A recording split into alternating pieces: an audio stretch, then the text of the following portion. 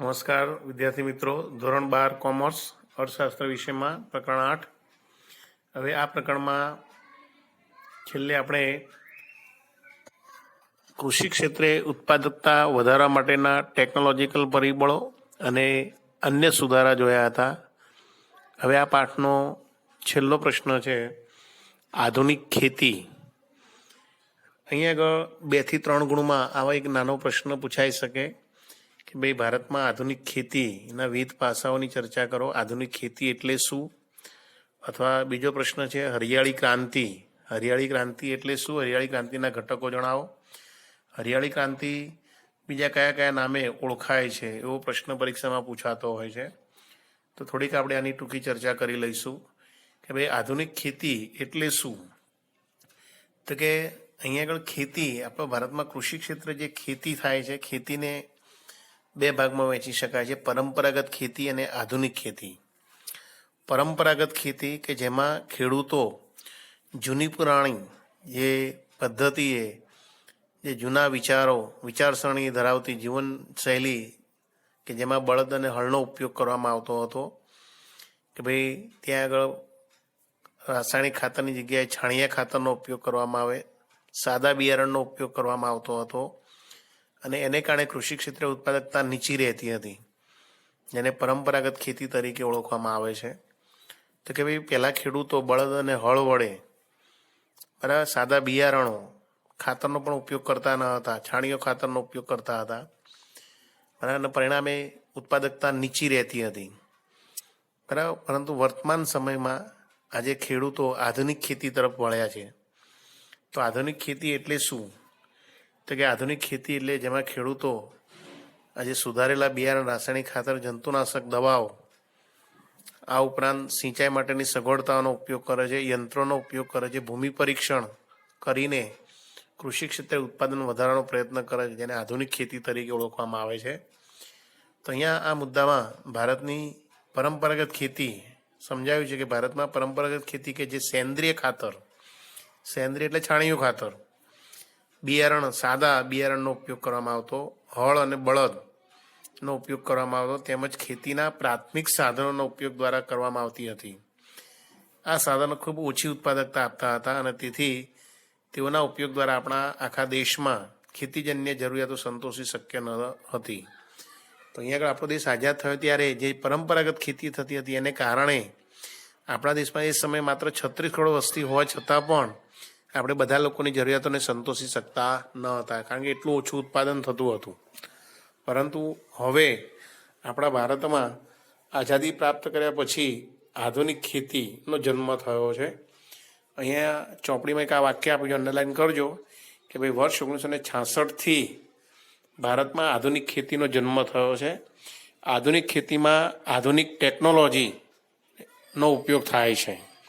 હવે આધુનિક ટેકનોલોજી એટલે શું? જે હમણાં જ વાત કરીએ એ પ્રમાણે કે ભાઈ હાઇબ્રિડ બિયારણ, રાસાયણિક ખાતર, જંતુનાશક દવાઓ, ખેતી માટેના યંત્રો, સિંચાઈ પદ્ધતિનો વગેરેનો ઉપયોગ થયો છે, જેને કારણે ખેત ઉત્પાદન અને ખેત ઉત્પાદકતામાં અભૂતપૂર્વ વધારો થયો છે.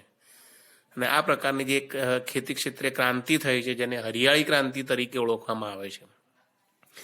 તો વિદ્યાર્થી મિત્રો, ઘણી વખત આવો એક ટૂંકો પ્રશ્ન પણ પૂછાય છે કે ભાઈ હરિયાળી ક્રાંતિ એટલે શું?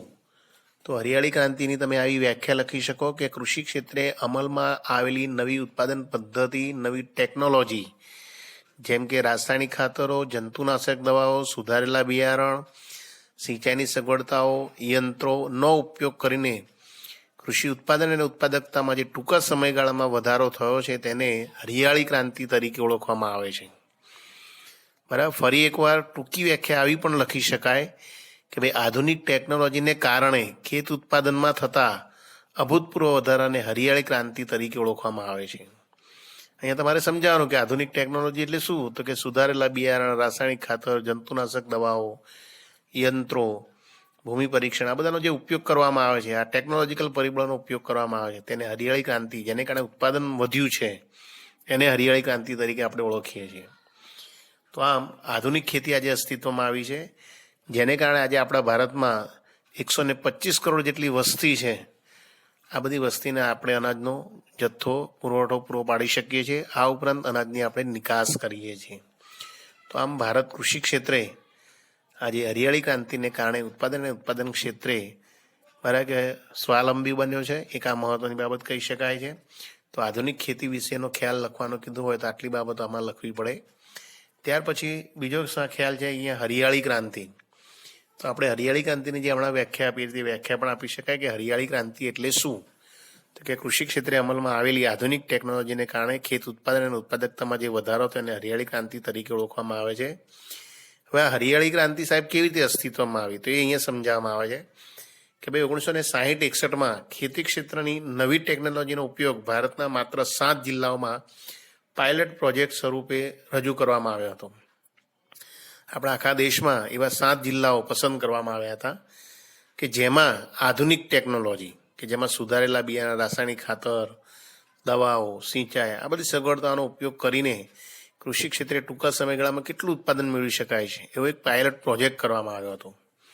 બરાબર કે જેને આપણે અહીંયા શું શબ્દ વાપર્યો છે કે આઈએડીપી, જેની શરૂઆત આઈએડીપી તો ઇન્સેન્ટિવ એગ્રીકલ્ચર ડિસ્ટ્રિક્ટ પ્રોગ્રામ. બરાબર, ફરી એકવાર ઇન્ટેન્સિવ એગ્રીકલ્ચરલ ડિસ્ટ્રિક્ટ પ્રોગ્રામ એટલે કે જિલ્લાઓ માટેના સઘન ખેતીના કાર્યક્રમ સ્વરૂપે ઓળખાયો. એટલે શરૂઆતમાં જે હરિયાળી ક્રાંતિનો કાર્યક્રમ છે એ સઘન ખેતીના કાર્યક્રમ તરીકે ઓળખાતો હતો.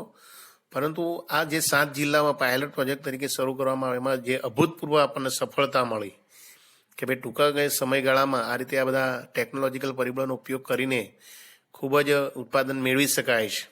એ સફળતાને કારણે આ આખા દેશમાં આ કાર્યક્રમ પછી લાગુ કરવામાં આવ્યો કે ભાઈ હવે આખા દેશમાં પણ સુધારેલા બિયારણ, રાસાયણિક ખાતર, જંતુનાશક દવા બધાનો ઉપયોગ કરીને કૃષિ ક્ષેત્રે ઉત્પાદન વધારવા માટેના પ્રયાસ કરાશે. તો આખા દેશ ઉપર લાગુ કરવામાં આવે ત્યારે તેને HYVP એવું નામ આપવામાં આવ્યું. HYVP એટલે શું છે તો કે હાઈ યીલ્ડિંગ વર્ટિયસ પ્રોગ્રામ. ફરી એકવાર HYVP એટલે કે હાઈ યીલ્ડિંગ વર્ટિયસ પ્રોગ્રામ એટલે કે ઊંચી ઉત્પાદકતા આપતી જાતનો કાર્યક્રમ નામથી ઓળખાયો. તો આપણે જોયું કે એક નામ કયા નામે ઓળખાયો તો કે અહીંયા સઘન ખેતીના કાર્યક્રમ તરીકે અને બીજો કાર્યક્રમ બીજા નામે ઊંચી ઉત્પાદકતા આપતી જાતોનો કાર્યક્રમ તરીકે ઓળખાયો. આ ઉપરાંત તેને આધુનિક ખેત ટેકનોલોજીના કાર્યક્રમ તરીકે પણ ઓળખવામાં આવે છે અથવા બિયારણ, ખાતર અને પાણીની ટેકનોલોજીના કાર્યક્રમ તરીકે પણ ઓળખવામાં આવે છે.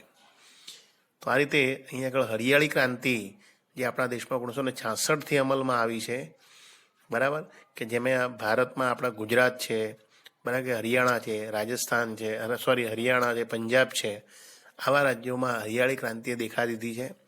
જેમાં આ કાર્યક્રમો સફળ રહ્યા છે. એને કારણે કૃષિ ઉત્પાદન અને ઉત્પાદકતામાં નોંધપાત્ર વધારો થયો છે.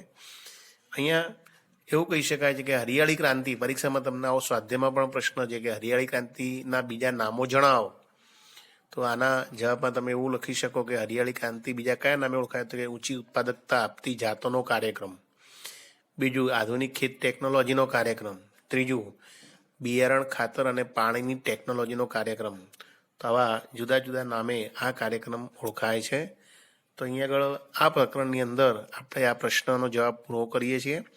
અહીંયા આગળ આજે આપણે 2 મુદ્દાની ચર્ચા કરી કે આધુનિક ખેતી એટલે શું અને હરિયાળી ક્રાંતિ એટલે શું, હરિયાળી ક્રાંતિ બીજા કયા નામે ઓળખાય છે તે. હવે આ ઉપરાંત આ પ્રકરણમાંથી પાકની ફેરબદલી, બરાબર, તેમજ પાક સંરક્ષણ આ જે મુદ્દા છે કૃષિ સંશોધન એ મુદ્દા આ જે 2021ના અભ્યાસક્રમમાં રદ કરવામાં આવેલા છે, બરાબર, એને કારણે આપણે એની ચર્ચા કરતા નથી, બરાબર. તો ટૂંકમાં આ પ્રકરણ આપણે અહીંયા આગળ પૂર્ણ થયું છે એવું જાહેર કરીએ છીએ. અહીંયા આ પ્રકરણની અંદર આવતા જે આપણે જે મુદ્દાઓની ચર્ચા કરી છે એ તમામ મુદ્દાઓ એના સ્વાધ્યાયમાં પ્રશ્નો આપ્યા છે. એ પ્રશ્નોના જવાબ વિકલ્પો, 1 વાક્યના પ્રશ્નો, 2 ગુણના પ્રશ્નો અને 3 ગુણના પ્રશ્નો તેમજ 5 ગુણના પ્રશ્નો, આ બધા જ પ્રશ્નોની આપણે વિગતે ચર્ચા કરી ગયા છીએ. બોર્ડમાં જે નથી પૂછાવાના મુદ્દા શરૂઆતમાં જ આપણે તમને ટીક કરાવ્યા હતા કે ભાઈ પાક સંરક્ષણ, પાકની ફેરબદલી અને છેલ્લે મુદ્દો છે કૃષિ સંશોધન, આવા મુદ્દા પૂછવાના નથી, એ તૈયાર કરવા નહીં. એ સિવાયના મુદ્દા તૈયાર કરી અને પાઠ સંપૂર્ણ મોઢે કરી નાખો, બરાબર. તો આ રીતે અહીંયા આગળ આ પ્રકરણ આપણે પૂર્ણ કરીએ છીએ. આ પ્રકરણમાં આવતા તમામ પ્રશ્નોના જવાબ વ્યવસ્થિત રીતે તૈયાર કરી અને સ્વાધ્યાય કાર્ય પૂર્ણ કરવું. Okay, thank you. હવે આપણે નવા પાઠની શરૂઆત કરીશું નેક્સ્ટ લેક્ચરમાં. ઓકે.